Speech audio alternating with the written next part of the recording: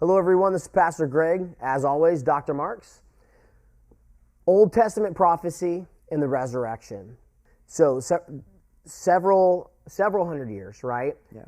And you have Daniel. Again, the Jews didn't understand these prophecies, and once Jesus fulfilled them, all of a sudden, the light bulb went off. It made sense. We get it. Yep. Because the prophecies talked about this is a study called the 70 weeks of Daniel, okay? And you can pull this up and do a study on it, which in itself is fascinating.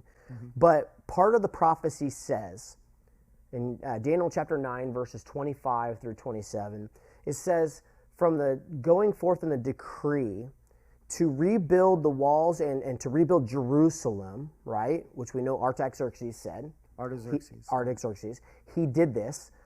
From that time forward would be 69 sevens of years. And at that time, the Messiah, the Prince, the Anointed One, would be cut off. Right, and those years were 360-day years. So we can count it literally to the day from when Artaxerxes made this decree to rebuild the city of Jerusalem. You fast forward exactly 483 years, 360-day years, you're going to get to AD 33, or AD 32, which is exactly when Yeshua, Messiah, went through the gates riding on that donkey. That was the very weekend that he died on the cross. And what does Daniel 9 tell us? That would be when he gets cut off. Yep. And so it's absolutely fascinating because you see the fulfillment of this, which, by the way, these prophecies, as we've stated in our other videos, prophecy proves that God is in control. God is sovereign. He's not winging it. Einstein just figured out recently that time is relative. Yeah. So God is outside of time. Science has just discovered, time is subjective, right? Yeah. Which is a whole rabbit trail in itself, but it's so amazing because science is just now figuring out what the Bible said all along, that God is outside of the physical creation, right? And we can logically process and digest this. Yeah. So, anyways, moving back into these Old Testament prophecies, right? So we talked about Isaiah chapter 53. You've got Daniel chapter 9, right? All throughout Daniel and Isaiah, there's additional prophecies. Oh, plenty. But specifically in regards to the Messiah, then you've got... Well, you can go all the way back to Genesis, because even in the book of Genesis, right at the beginning, right when human beings first rebelled against God and fell under the curse of now they're going to die, they're going to get old and they're going to die, that was the curse, and it's still the same curse to this day. God gave a prophecy right then. He said someday there would be what he called then the seed of a woman that would crush the enemy, would destroy Satan and his works. Crush the serpent's head, right? Absolutely. Yeah. Well, the seed of a woman, that's very specific, because within the Bible, that figure of speech is normally seed of a man. Yep. You know, a child is the seed of a man.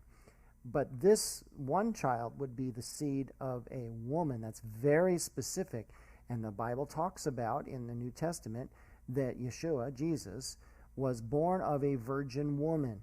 This is very, very important because human beings are naturally self-absorbed. We come out of the womb screaming, me first. Sure. Okay, we don't have to be taught how to lie, cheat, or steal. We're good at it from birth because we inherited the virus of being self-absorbed. That's the sin nature. Sure. We inherited it from our fathers, all the way back to Adam. Who was the first one who sinned.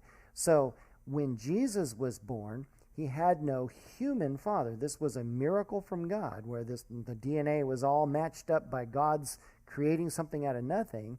And then you had Mary's DNA on the other side. So he's 100% God and 100% man at the same time. The seed of a woman. Absolutely. The only one. And it's so fascinating. All the way back to Genesis. You see that even these writings were clearly accepted by the Jewish people of that day, right? And that in itself is a prophecy. Yeah. God knew that the Jewish people would reject the Messiah. Part of them. There would be a partial hardening of heart.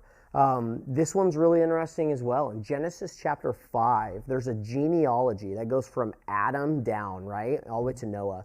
And what's interesting about this is if you take these names, so you've got Adam, Seth. You go down the list, all the way down to Noah.